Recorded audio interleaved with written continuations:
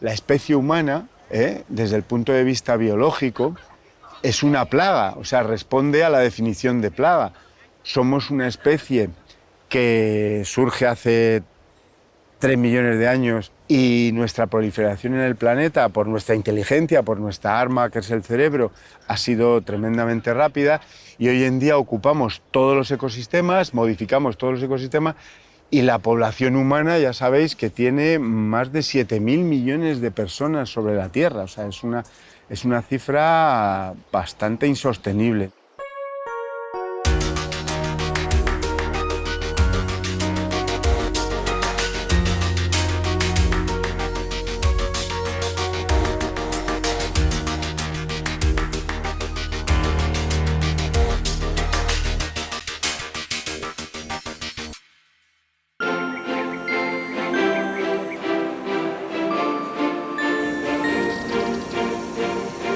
Una plaga es una proliferación de determinadas especies que se disparan su número de individuos por una fuente de alimento muy abundante en un momento concreto que encuentran un hábitat totalmente favorable para ellas. Existen varias definiciones sobre el concepto de plaga. Según la Real Academia Española, se define como la aparición masiva y repentina de seres vivos de la misma especie que causan daño en poblaciones animales o vegetales. Por ejemplo, si pensamos en plagas agrícolas, pues plaga agrícola está considerado como un concepto en el cual un organismo está ocasionando daños, pero daños vistos desde un punto de vista antropocéntrico, o sea, daños económicos, sociales, medioambientales a una sociedad o a un ser humano, por medio de la pérdida económica, por ejemplo, en cosecha dentro de un cultivo. Podemos considerar que son alteraciones medioambientales que desembocan en desequilibrios medioambientales. ¿Quién está en el origen de estas alteraciones medioambientales? Pues fundamentalmente el hombre, la acción antrópica. Somos nosotros quienes estamos alterando el medio ambiente y estas alteraciones están produciendo desequilibrios medioambientales que están realmente en el origen de las plagas.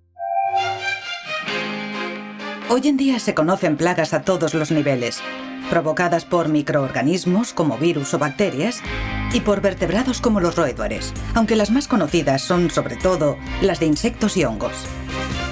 Y aunque el concepto de plaga realmente no ha cambiado demasiado con el paso del tiempo, lo que sí ha cambiado es la forma de abordar el problema, los métodos para controlarlas.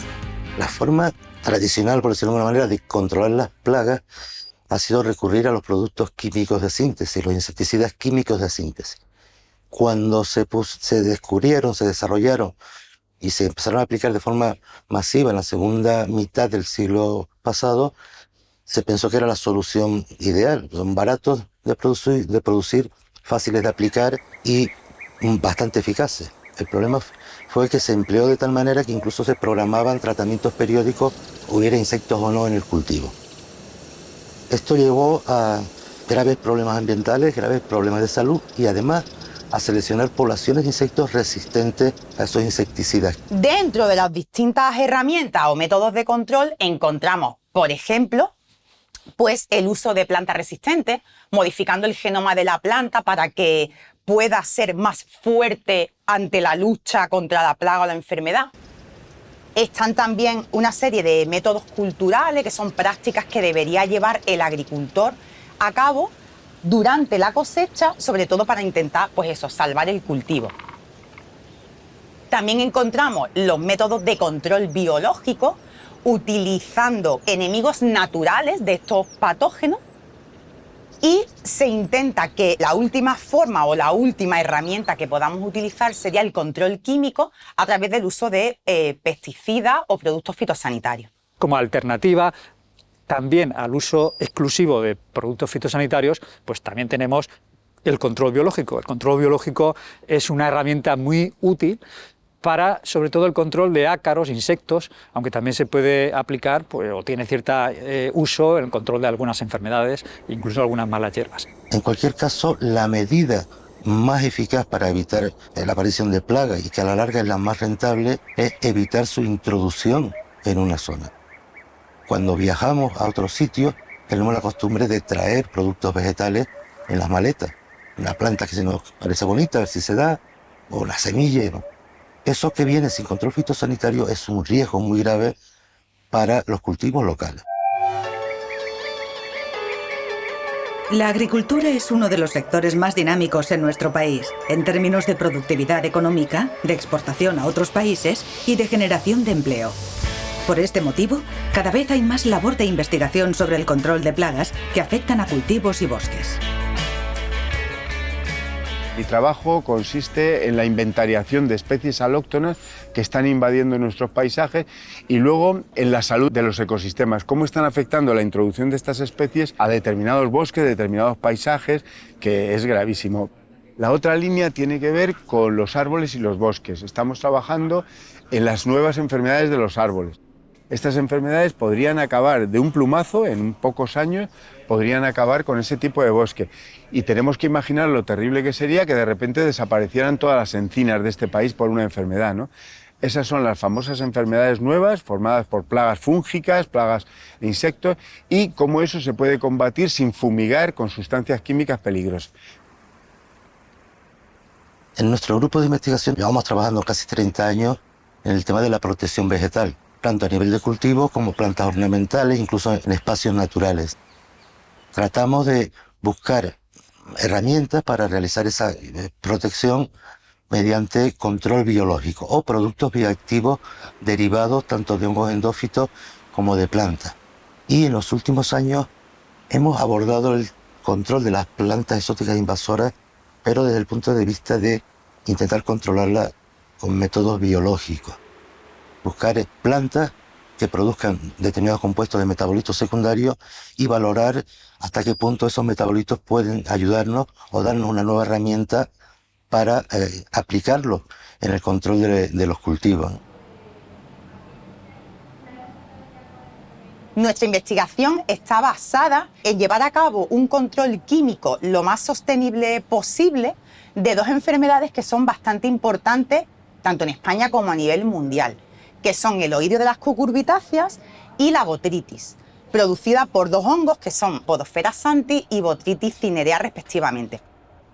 Intentamos identificar nuevas dianas en el hongo, es decir, proteínas que sean importantes para el desarrollo de estos hongos, con la idea de diseñar nuevas moléculas antifúngicas para su control.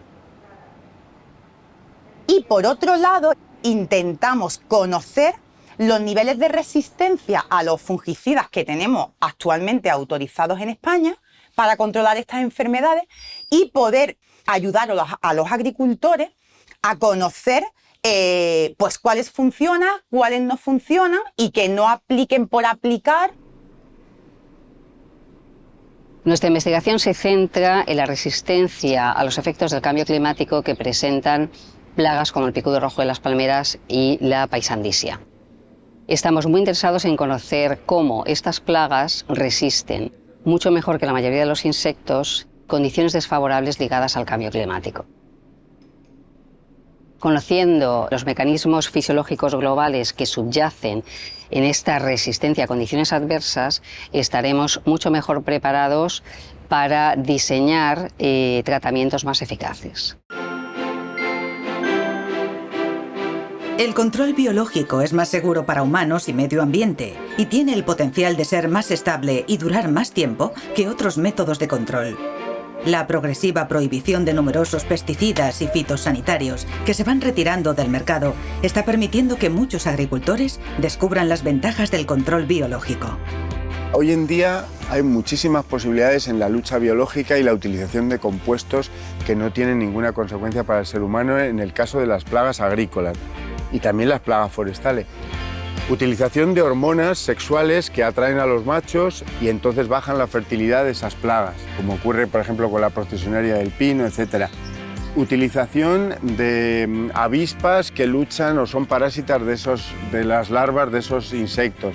etcétera. O sea, la lucha biológica está hoy en día a la orden del día. Tenemos unos beneficios directos también sobre la sociedad, y es que de alguna manera ayudamos o cooperamos en una disminución de sustancias tóxicas ambientales.